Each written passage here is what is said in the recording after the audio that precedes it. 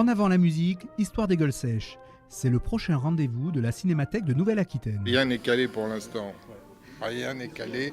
On va le caler. Mais de toute façon, on risque rien. Hein. On n'est pas en danger. Ça va fonctionner, c'est sûr.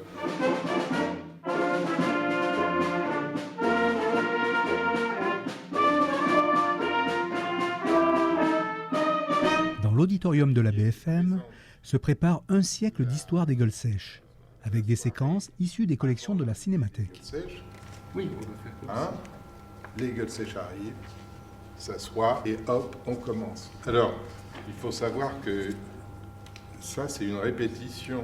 Une expérience très nouvelle, très enrichissante. C'est un moment inédit. Et moi, j'aime ça, les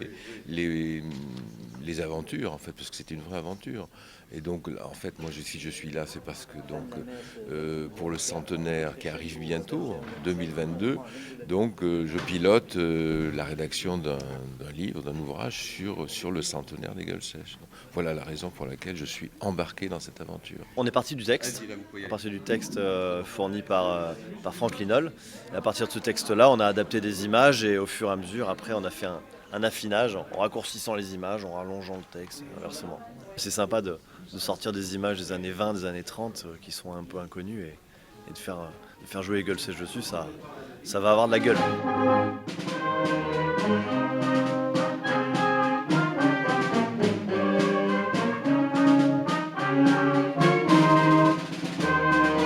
Mais on ne peut pas oublier quand même que l'habitude de ces musiciens de se faire payer un verre dans les bistrots de Limoges ne soit pas pour rien dans cette appellation. Et l'histoire des gueules sèches, ça raconte une histoire, l'histoire d'hommes et de femmes plus tard, l'histoire de la région, mais ce n'est pas un polar.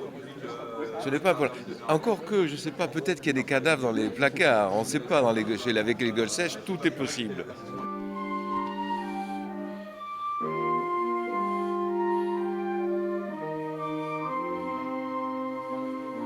Ce groupe, il y a 100 ans, s'est créé sur la musique de rue, mais depuis a su se diversifier pour continuer à assurer une prestation lors des carnavals, mais être capable aussi de se produire dans des salles, de faire des concerts de jazz, de faire des concerts avec des chorales, de faire tout type de musique, debout ou assis.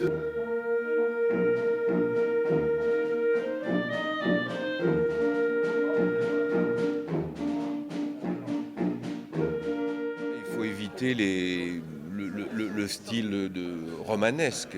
On n'est pas dans la fiction, il faut faire des textes qui soient précis, informatifs, concis en effet, et puis aussi il faut parler du contexte. Je prends un exemple, les gueules sèches ont été fondées en 1922.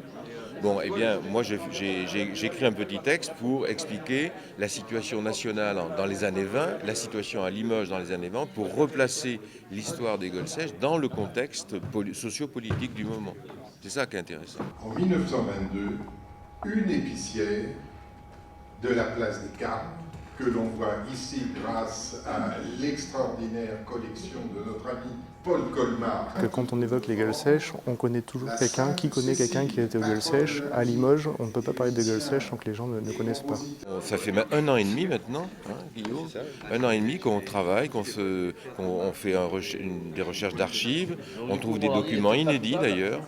On est très intéressant.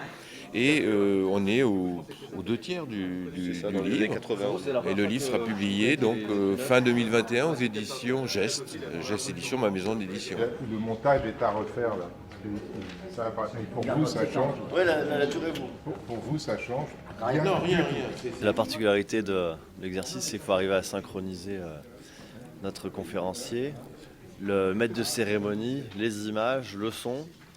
Et puis bon, faut que tout le monde ait un timing à peu près similaire, donc ça va être rigolo.